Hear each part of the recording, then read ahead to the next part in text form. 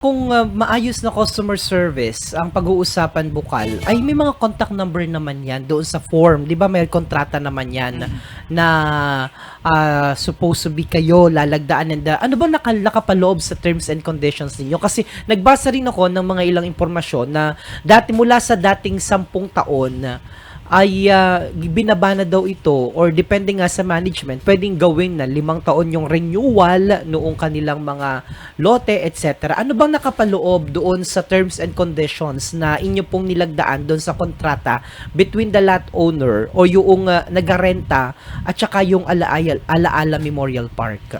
Alam mo, DJ Myong, napakaganda nung nakalagay dati doon. Hindi ba hindi mapalikil? At maayos nung si Mrs. Celia Vidal pa ang nagpapatakbo nito.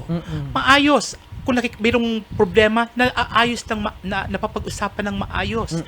Dumadalo si Mrs. Celia Vidal para ayusin at tugunan yung mga hinaing at kahilingan ng ating mga umuukupa o yung mga may-ari ng lote diyan sa Alaala Memorial Park. Ito na nga ang nangyari, hindi na natin maintindihan kung bakit ganyan na nga. So, nagkaroon ng bagong management Nagkaroon ng bagong sa management. pamamagitan ng anak. Anak mismo. Anak Oo, mismo. Okay. Meron ka po bang mensahe pa doon sa mga lot owners na naapektuhan dito? DJ Myong, sa ating mga lot owners, lumabas na kayo. Huwag na kayong matakot. Sama-sama na, pagsama-samahan at pagtulong-tulungan natin ito. You can file your written complaint. Hindi na kailangan ito ay nakanotaryo. Dalhin nyo lamang sa opisina, sa Sangguniang Panlalawigan, sa Secretariat, o kay sa mga tao na in charge, yung ating mga focal person na kasama din natin na nakikipaglaban dito. Kilala nyo yan kung sino.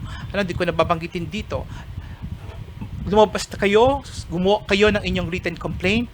Hindi na kailangan na kanotaryo, sapat na yon.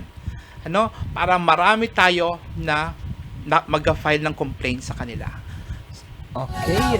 And baka may pakiusap ka ho doon sa management ng Alaala Memorial Park. Bukal. At sa may-ari ng Alaala Memorial Park, ang tayo ay nasa isang maliit lang na lalawigan at nasa isang napakaliit na bayan. At tayo ay halos magkakamag-anak at magkakakilala dito. At halinawa ay hipuin ng Diyos ang inyong puso at isip, na kung ano yung nararapat at dapat, makatao, tama, nasa proseso, ay yun ang inyong gawin. Sapagkat wala namang problema sa atin sa kung ano man ang itatasa ninyo. Subalit kailangan lamang na ito ay maiparating ninyo ng maayos. Magkaroon ng tamang konsultasyon, tamang pag-uusap, mayroon kayong written notice, lahat ng mga policy na binabago ninyo. So, talagang ako ay nakikiusap sa inyo na nawa ay hindi pa naman huli ang lahat.